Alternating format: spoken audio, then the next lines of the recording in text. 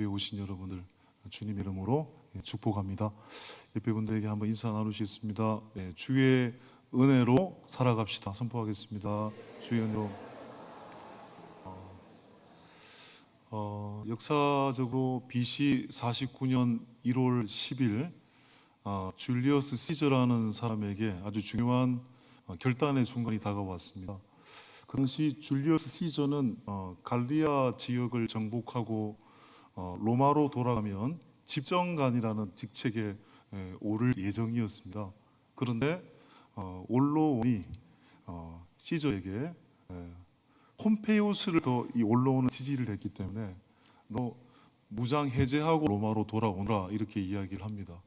이것에 대해서 시저가 그러면 폼페이우스와 동시에 무장 해제를 할 수 있도록 해달라고 했는데 올로온이 거절하게 되자 결국은 이 줄리어스 시저가 결단을 내리죠. 한 개의 군단을 거느리고 함께하는 전우들에게 이렇게 이야기를 합니다. 전우들이여, 결단의 순간이 왔습니다. 우리가 강을 건너지 않으면 죽지만 강을 건너면 우리는 새로운 역사를 만들게 될 것입니다. 주사위는 던져졌습니다. 직력하십시오. 그래서 갈리아와 로마 사이에 흐르는 그 루비콘 강을 건너죠. 그래서 우리가 루비콘 강을 건넌다는 그것을 굉장히 우리가 알고 있는 내용인데 결국은 시저는 루비콘 강을 건너서 로마에 있는 폼페이우스를 제압하고 오늘날 우리가 알고 있는 대로마 제국의 기초를 놓는 전기를 마련하게 되죠. 그러니까 루비콘 강을 건넌다라는 말은 중요한 결단을 내린다라는 것을 우리가 의미합니다. 예수님의 인생에서도 가장 중요한 영적 루비콘 강을 건넜던 때는 언제였을까? 바로 오늘 우리가 마지막에 읽었던 십자가를 지시기 전 인생의 가장 고뇌에 찬 기도를 드렸을 때였습니다. 겟세마네 동산에서 이 잔을 내게서 물려달라고 했지만 결국은 나의 원대로 마옵시고 아버지 뜻대로 하옵소서. 이 기도를 드렸던 때가 예수님의 인생에서 가장 고뇌에 찬 순간이었습니다. 그 선택, 아버지의 뜻을 선택하는 순간 인류 역사, 인류 구원의 역사가 바뀌게 되었죠. 여러분, 오늘 우리의 인생에도 영적 루비콘 강을 건너야 되는 순간이 있습니다. 그 갈림길에서 우리가 무엇을 선택하느냐에 따라서 우리의 인생은 달라지게 되는 것입니다.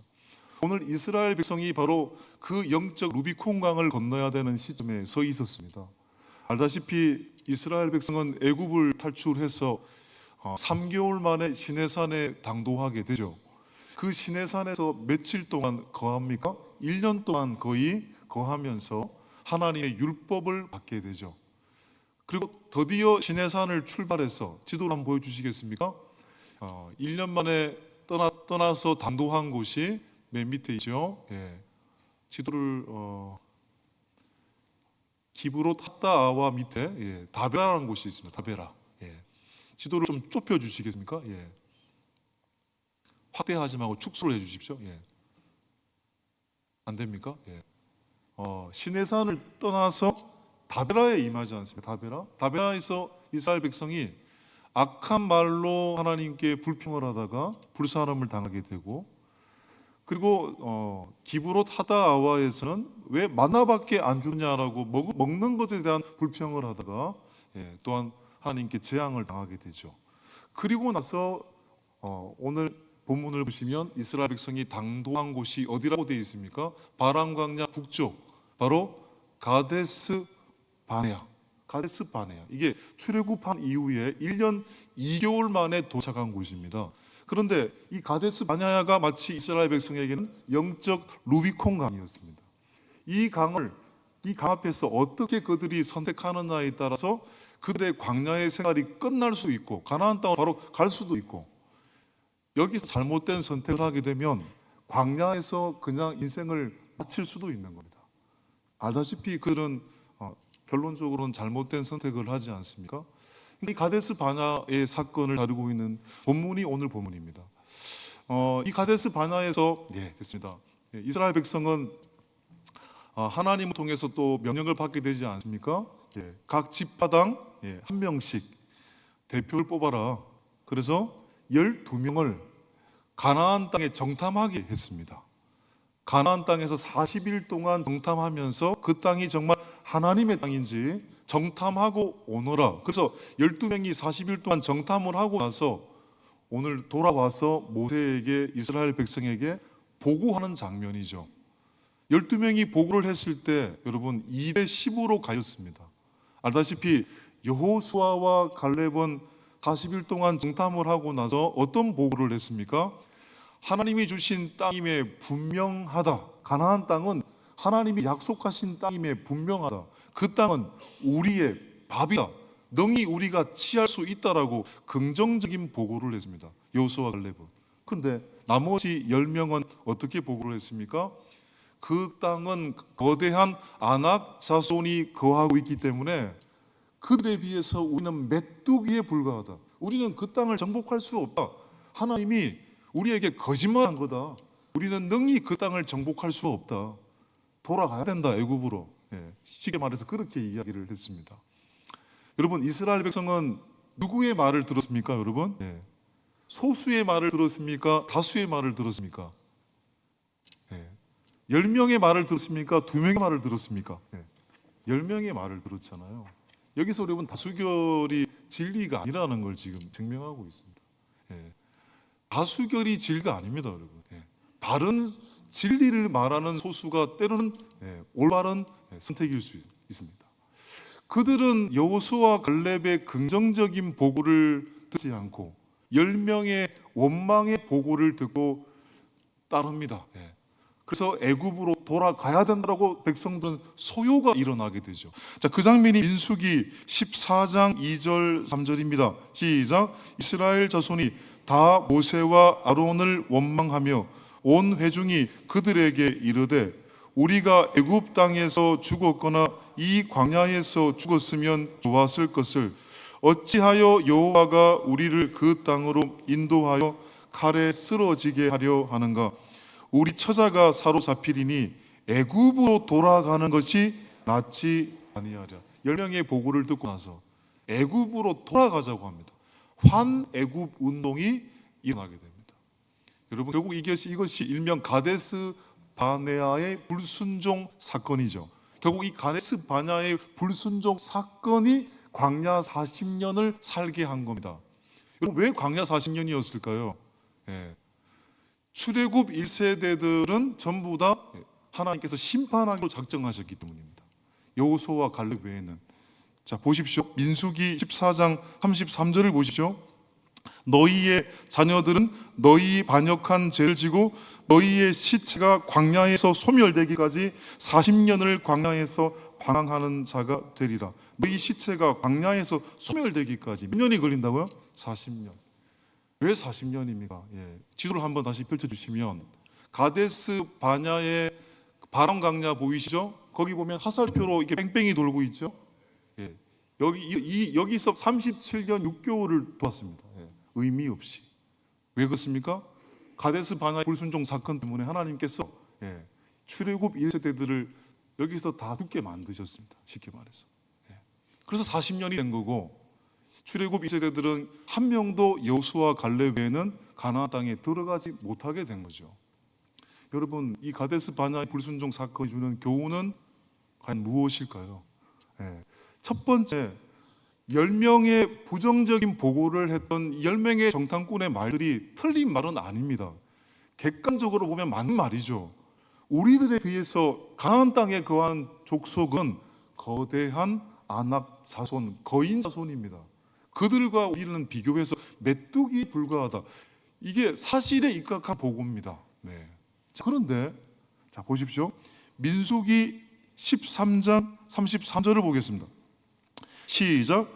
거기서 네피림 후손인 아낙 자손의 거인들을 보았나니 우리는 스스로 보기에도 메뚜기 같으니 그들이 보기에도 그와 같았을 것입니다. 여기서 보면 네피림 후손인 아낙 자손의 거인들을 보았다고 있습니다. 여러분, 네피림은 창세기 5장에 신의 아들과 사람의 딸들이 결합해서 만든 족속이 네피림, 일명 반신 반인간이라고 불리기도 하는데요.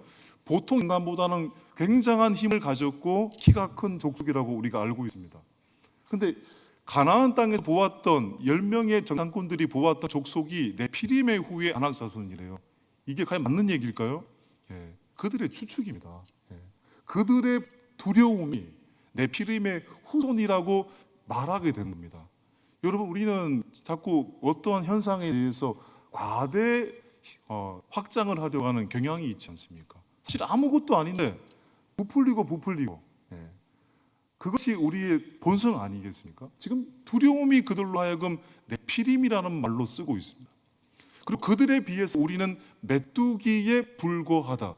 메뚜기 컴플렉스라는 용어가 등장하는 거죠. 우리가 일제시대가 끝나고 난 다음에 어떤 글을 보니까 이 해방에 대한 기쁨으로 이 전 국민이 환호도 했지만 어떤 사람들은 우리가 해방이 된다고 해가지고 뭐 달라지게 있겠는가? 엽전인 우리가 뭘 할 수 있겠는가? 이런 이야기도 있었더래요. 엽전인 우리가 뭘 할 수 있겠느냐고. 여전히 패배의식에 찌들어 있었던 사람들이 있었다라는 겁니다. 여러분, 이스라엘 백성은 지금 여러분 왜 이런 가데스 바나의 불순종 사건이 일어나게 되었을까요? 여러분, 1년 3개월 만에 애굽을 탈출한 지 1년 3개월이 지났음에도 불구하고 왜 그들은 여전히 원망하고 있을까요? 사실 1년 3개월의 지금 시간들을 쭉 한번 반추를 해보십시오. 홍해를 건너고 수광야를 지났을 때 물을 만났지만 불평했습니다. 물이 있으니까 원망했습니다. 또 르비딤에서 물이 없다고 원망했습니다. 신광야에서 먹을 것이 없다고 원망했습니다. 다베라에서 하나님께 악한 말로 원망했습니다. 기브랏 핫다 아와에서 먹을 것이 이것밖에 없나라고 하나님께 원망했습니다. 1년 3개월 내내 그들은 원망으로 걸어왔어요. 원망으로 걸어왔어요. 왜 이런 겁니까?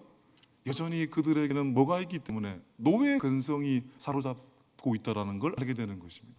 노예로 탈출한 지 1년 3개월이 지났는데 여전히 노예 근성이 그들을 잡고 있습니다. 다른 말로 표현하면 여전히 하나님을 믿지 못하고 있는 거잖아요. 마라의 쓴물을 단물로 바꾸신 하나님, 홍해를 건너게 하신 하나님, 르비딤에서 물을 내게 하시고 아말렉 족속을 이기게 하신 하나님, 먹을 것이 없을 때 만나를 주신 그 능력의 하나님을 그들은 여전히 믿고 있지 못하다는 것입니다. 그런데 이 이스라엘의 믿음의 없음의 문제가 이스라엘만의 문제일까요? 우리들의 문제는 아닐까요? 우리는 오늘 이 성경을 읽고 예배를 드릴 때는 아멘을 쉽게 합니다. 돌아서면 하나님 안 믿습니다. 되겠습니까? 저 이런 말 엄청 듣습니다, 여러분. 목사님 안 돼요. 뭐가 안 된다는 얘기인지 잘 모르겠습니다. 우리의 모습 아닙니까? 우리는 자꾸 결과론적으로 뭔가를 판단하려고 하잖아요. 교회는 그런 곳이 아닙니다. 신앙 공동체는 결과보다 과정을 중요하게 여기는 공동체예요. 이 사순절이 그걸 말하고 있는 겁니다. 40일 동안 철저하게 주님의 그 사랑을 곱씹고 묵상하고 이 나를 넘어서는 성경 묵상이라는 책에 보니까 제가 한번 얘기한 것 같긴 한데 멕시코 시티에서 양파를 파는 양파 장수가 있었습니다. 이 사람은 항상 하루에 20개를 팔아 양파를. 근데 어느 날 미국에서 어떤 사람이 이 멕시코 시티 시장으로 와가지고 이 사람 이름이 이제 포토 라보라는 사람인데 이 사람에게 양파 20개가 있는데 다 달라고 했습니다. 내가 다 사겠다고. 그랬더니 이 양파를 파는 이 어르신이 안 된다고 했습니다. 왜냐하면 나는 양파를 팔기 위해서 여기 있는 것이 아니라 오늘도 나의 스토리를 만들기 위해서 여기 있다고 얘기를 합니다.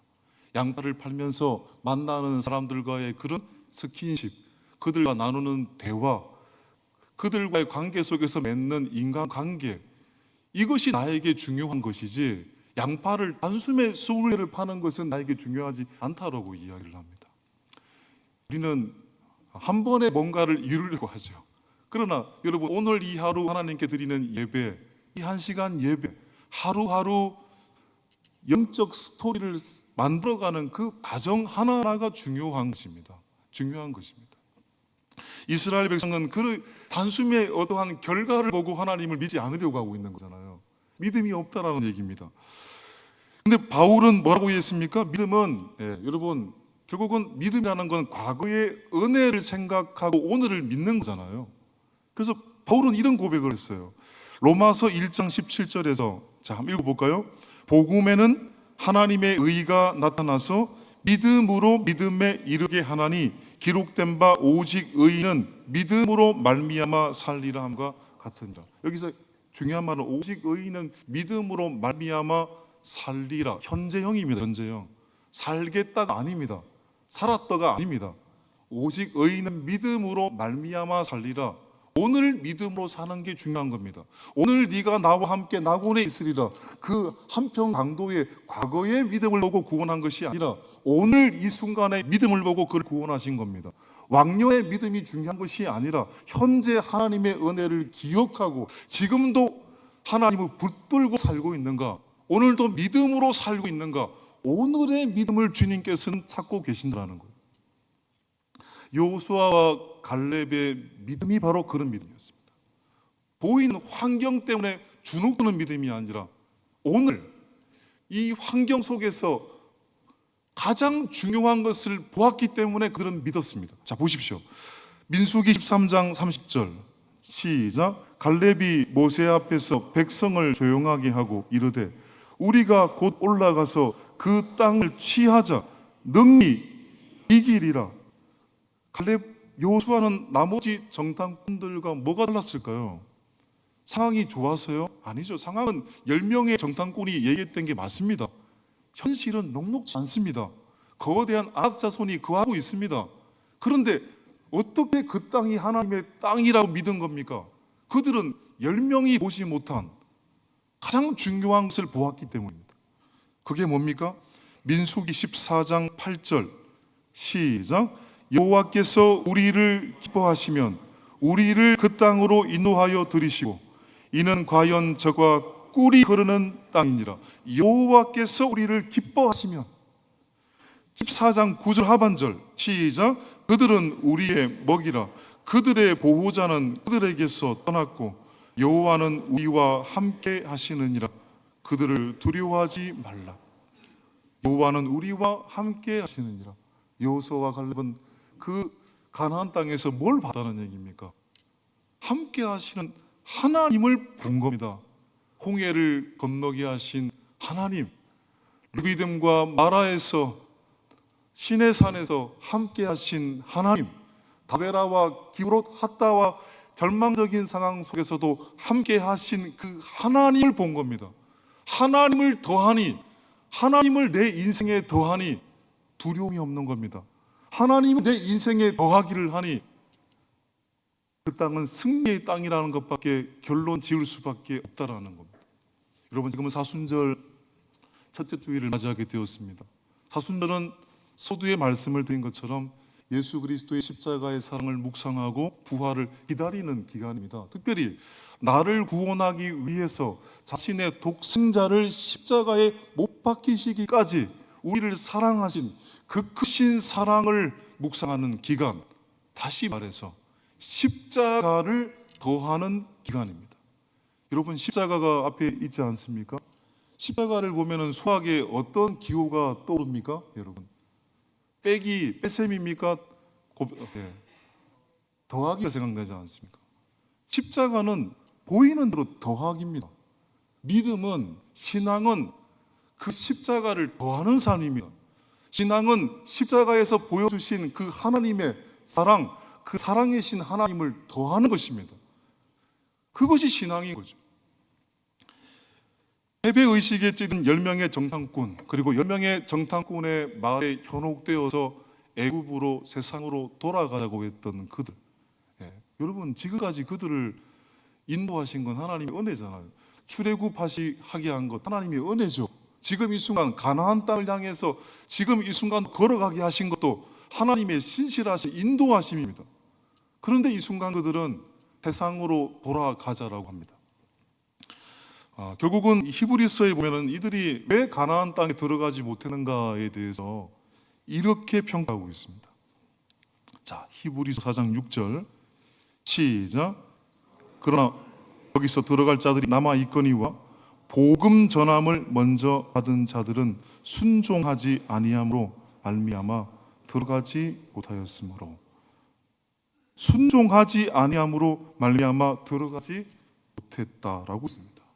그들의 근본적인 문제는 불순종, 믿음 없음입니다. 여러분, 환경이 어렵다고 해가지고 우리가 너무 쉽게 뭔가를 내려놓으려고 합니다. 하나님이 기뻐하시는 봉사임에도 불구하고 환경이 내가 조금 어렵다고 그걸 내려놓으려고 합니다. 쉽게. 여러분, 너무 쉽게 중단하면 안 됩니다. 너무 쉽게 봉사를 내려놓으면 안 됩니다. 그래서 하나님이 우리를 기뻐하시겠습니까? 맨 솔레담 로션으로 유명한 맨 솔레담으로 거부가 된 알렉산더 하이드라는 그리스도인이 있습니다. 이 사람은 미국의 대경제공황 때 빚더미에 앉았습니다. 사업이 다 망하고 빚밖에 남지 않았습니다.